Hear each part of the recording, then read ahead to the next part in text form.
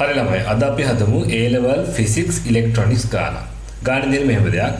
රූපයේ දැක්වෙන්නේ පොදු විමෝචක වින්‍යාසයේහි පවත්නා පරිදි පාදම ප්‍රතිරෝධකයක් මගින් නැඹුරු කොට ඇති සිලිකන් ට්‍රාන්සිස්ටරයකි. එහි සරල ධාරාලාභය 100ක් වේ.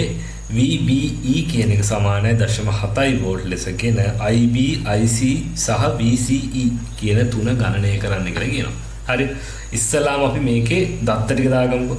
දත්ත ටික දාගන්නකොට ඔයාලට දීලා තියෙනවා කෙලින්ම ධාරාලාභය 100ක් කියලා දීලා තියෙනවා. ධාරාලාභය 100ක් කියන එකේ තේරුම මොකද්ද? බීටා කියන එක 100යි. එතකොට මම හිතනවා මේක ඔයාලා දන්නව ඇති කියලා.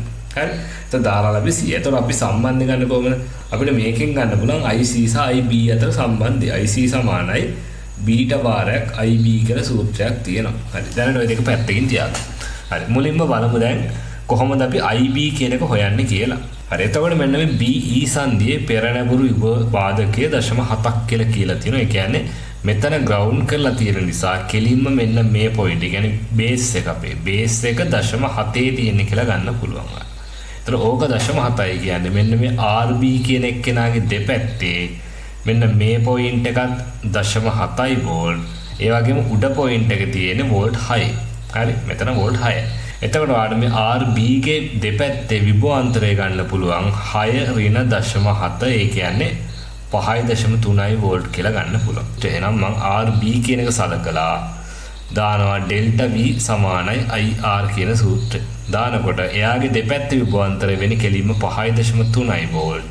ඒක සමානයි එයා හරහා යන කරන්ට් එක වෙන්නේ IB කියන එක වැඩි කරන්න ඕනේ එයාගේ ප්‍රතිරෝධය 530යි කිලෝ ඕම්. එතකොට 530 වැඩි කරන්න ඕනේ 10 3කින්.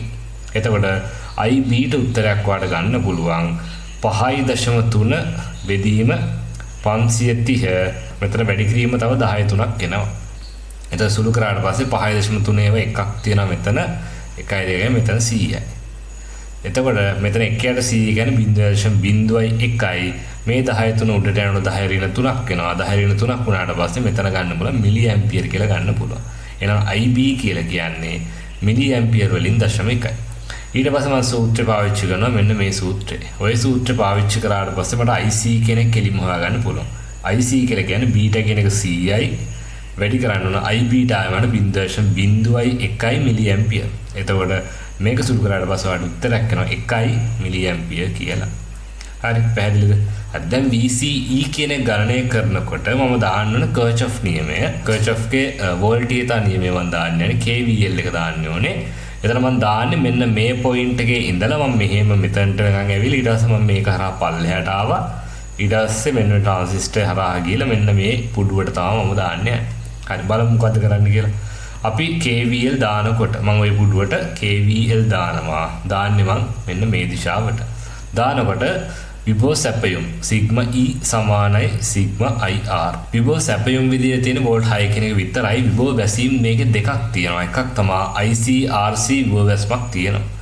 ICRC විභව වැස්මක් තියෙන ඊට අමතරව ට්‍රාන්සිස්ටරේ හරහා යනකොට VCE විභව වැස්මක් තියෙනවා. හරි. එතකොට 6 සමානයි IC කියන අපි හොයාගත්ත 1 මිලි ඇම්පියර්. එතකොට 1.3ක් එනවා. RC කියලා කියන්නේ 2 කිලෝ ඕම්. ඒ නිසා 2 වැඩි කිරීම 10 ධන 3ක් එනවා. ඒක ධන VCE. ඔතනින් 10 ධන 3ට 10 ඍණ 3 කැපිලා යනවා. මෙතන එක් වරක් 2 කියන්නේ 2යි. මේ දෙක ගිහලා පැත්තට අඩු කරාට පස්සේ වල VCE ට උත්තරයක් එනවා 4 වෝල්ට් කියලා. ඉතින් බලන්න ගොඩාක් ලේසි ගානක්.